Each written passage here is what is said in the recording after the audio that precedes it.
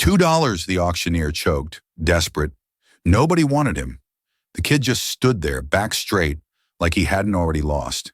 My gut twisted. I knew what it was like to be the thing nobody bid on. Folks around here, they think they know everything, think they're so clever. But they didn't see what I saw in that boy's eyes. A flicker, buried deep, begging for a kindness he didn't expect, a kindness about to arrive. They're gonna think I'm crazy, paying good money for another mouth to feed. They have no idea how his quiet kindness will change everything. And maybe I'm not so sure either. Do I hear $5 for a strong boy who can work?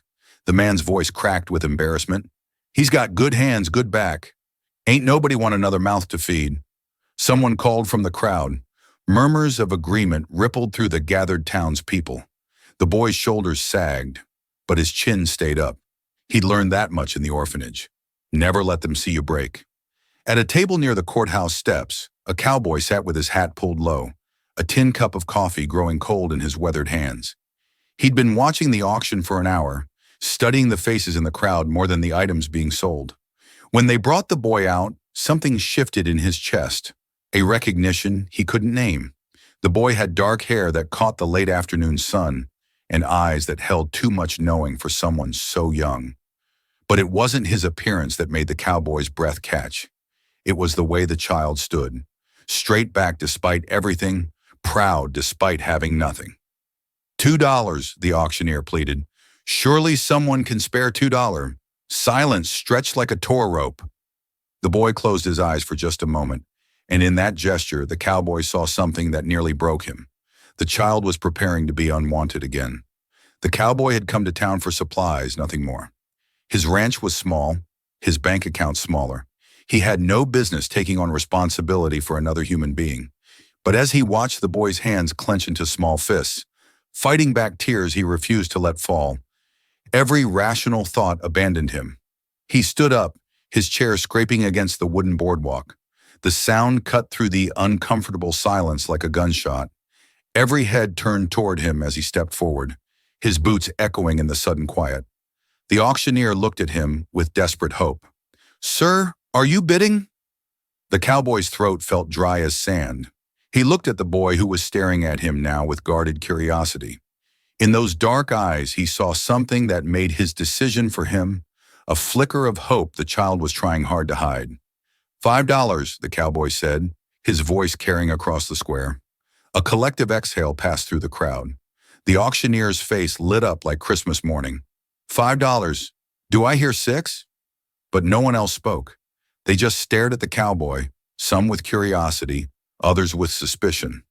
A stranger spending money on an unwanted boy raised questions in a town where everyone knew everyone else's business.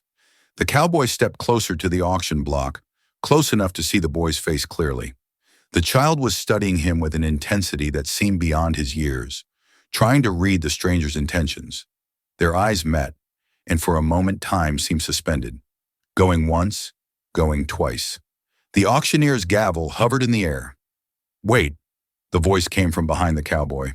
Sheriff Morrison pushed through the crowd, his badge catching the sunlight. "We don't know this man. What's his interest in the boy?" The question hung in the air like smoke. The cowboy felt every eye on him, felt the weight of judgment settling on his shoulders. He could walk away now, disappear back to his ranch, and pretend this moment never happened. Nobody would blame him. "Name's Jake Coleman," he said instead. "I got a ranch about 20 miles north." "That don't answer the question," the sheriff pressed. "Why you want the boy?" Jake looked at the child again. The boy was watching this exchange with the weariness of someone who'd learned that adults' decisions usually meant disappointment. But there was something else there, too. A quiet desperation he was trying to hide. "Every man needs help on his ranch," Jake said carefully. "Plenty of grown men looking for work." Sheriff Morrison replied, "Why a boy?" The crowd pressed closer, sensing drama. Jake felt sweat gathering under his collar despite the cooling air. He could lie and make up some story about needing an apprentice. But as he looked at the boy's face, at the hope and fear wearing in those dark eyes, the truth came out in words he hadn't planned to say. Because every boy needs a home. The sheriff studied him for a long moment. "You got references? Anyone who can vouch for your character?" Before Jake could answer, old Mrs. Henderson stepped forward from the crowd. "I know him," she said quietly. "He's good people. Lost his wife 2 years back. Been keeping to himself since." The sheriff's expression softened slightly, but his duty remained. "Boy's been through enough. Don't need him ending up somewhere worse than where he started." Jake nodded, understanding the warning beneath the words. "He'll be treated right. Sold to Mr. Coleman for $5. The auctioneer called, bringing his gavel down with finality. As Jake paid the clerk and signed the papers, whispers started spreading through the crowd like wildfire. He tried to ignore them, but fragments reached his ears anyway. Strange him showing up just when the boy's being sold. Never seen him in town before? What kind of man takes in a stranger's child? The boy climbed down from the auction block and stood beside Jake, clutching a small burlap sack that seemed to contain everything he owned. Up close, Jake could see the child was trembling slightly, though whether from cold or fear, he couldn't tell. "What's your name, son?" Jake asked quietly. "Tommy?" the boy whispered. "Tommy Mitchell." Jake was about to respond when heavy footsteps approached from behind. He turned to see Sheriff Morrison and 2 other men, the kind who made their living with their fists rather than their brains. "Hold on there, Coleman," the sheriff said. "Got word from the county seat. They're looking for a man matches your description. Jake's blood went cold." "What kind of word?" "Child gone missing from an orphanage up in Millerville." "Boy, about this one's age." The sheriff's hand rested casually on his gun belt. "Funny coincidence. You showing up here just when we're selling an orphan?" The crowd that had been dispersing suddenly pressed closer again, sensing trouble. Jake could feel their mood shifting from curiosity to suspicion to something darker. In a town where children were precious and strangers were suspect, accusations like this could turn deadly fast. "I've never been to Millerville," Jake said, keeping his voice steady. "That's what they all say." One of the sheriff's men stepped forward, cracking his knuckles. "Easy enough to check, though. We'll just hold you until we can send a telegram." Tommy pressed closer to Jake's side, his small body rigid with fear. The boy had gone from unwanted to claimed to potentially lost again in the span of minutes. Jake could feel the child's trust, fragile as spun glass, beginning to crack. "Please," Tommy whispered so quietly only Jake could hear. "Don't let them take me back." The words hit Jake like a physical blow.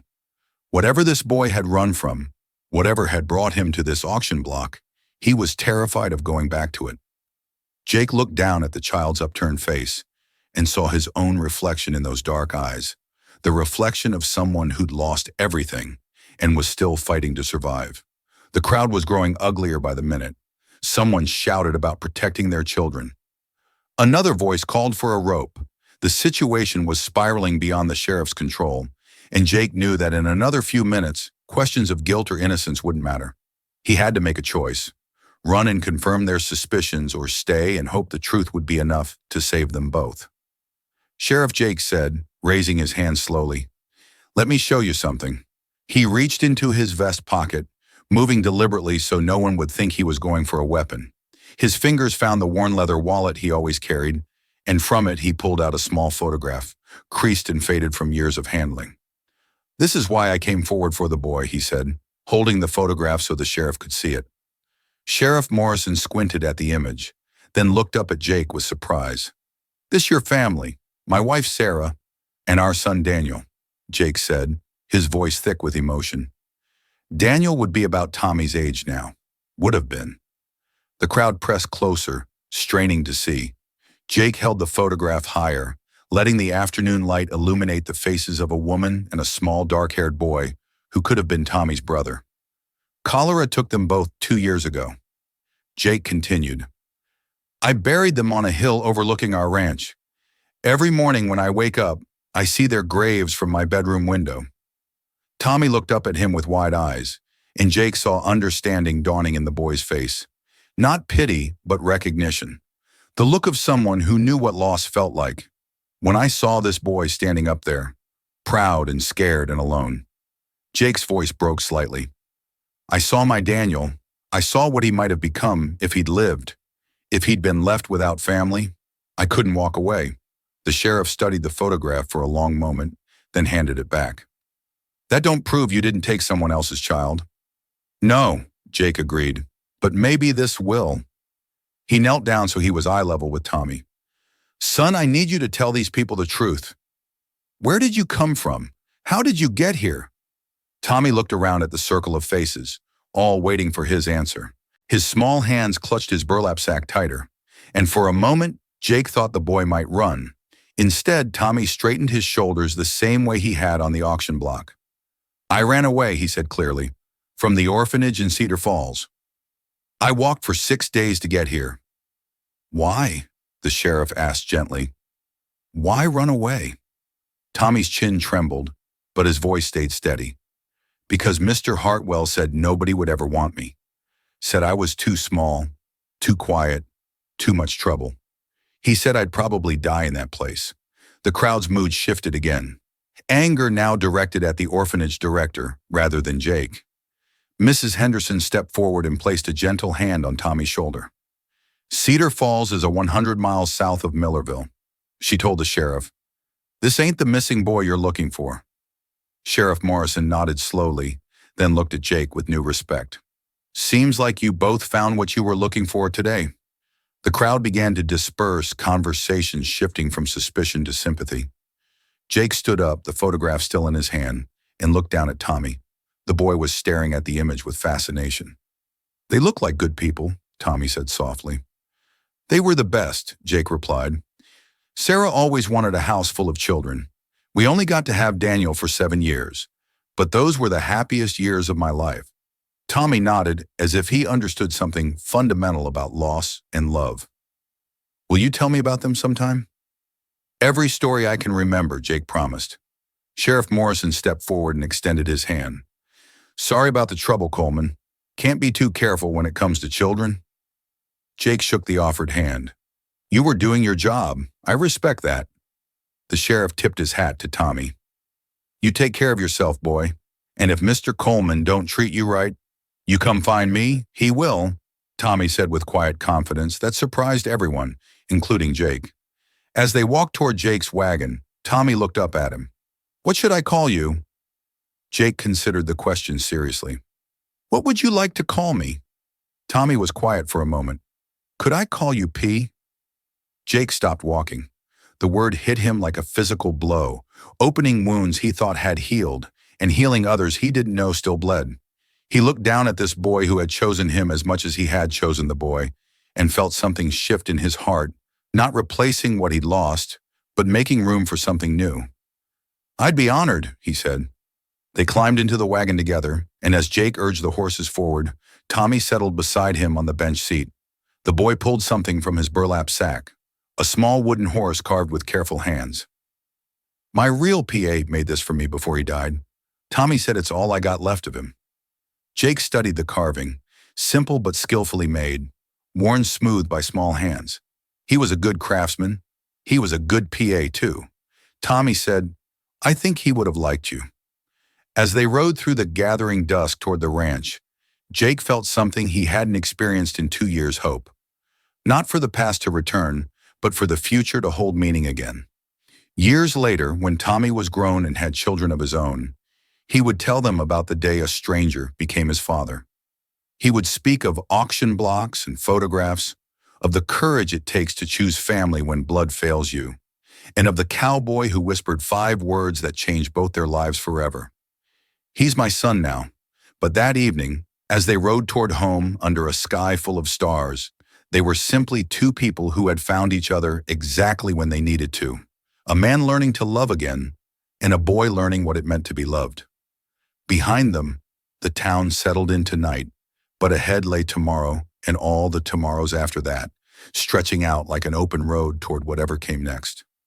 Our Wild West journey isn't set ending, its stats just beginning. Click on the screen or check the pinned comment to join my new channel. Saddle up for the next adventure.